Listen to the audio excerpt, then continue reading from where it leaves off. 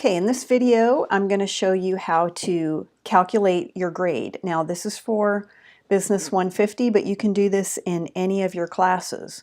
So I'm doing this in Excel. You can do it by hand.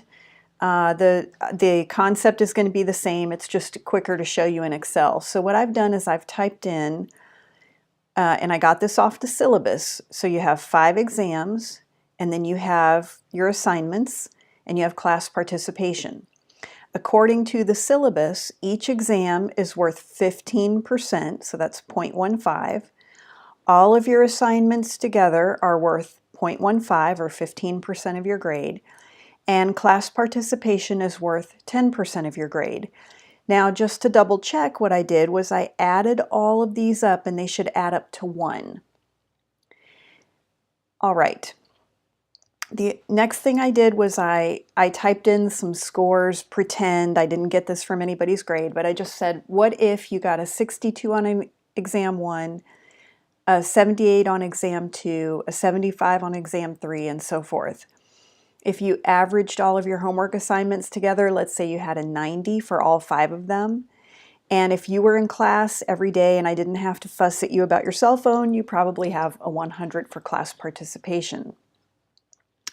Then what you do is you multiply the weight times the score that you got, okay? And that's going to give you a number that is going to look kind of scary. Don't be scared.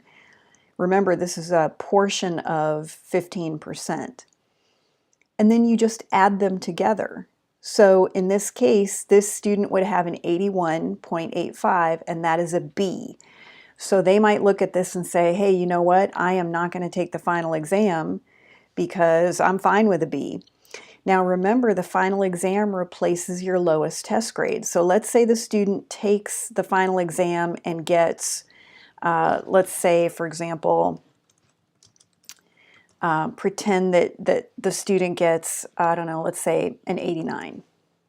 What I'll do is in the grade book, I'll come in here and I'll replace that 62, I'll replace it with the 89. Okay, 62 goes away. Okay, now the student's up to an 85.9, which is still a B. Again, so the student might look at this and say, you know what, I get a B whether or not I take the final, so I'm just going to stick with a B and skip the final. Totally up to you.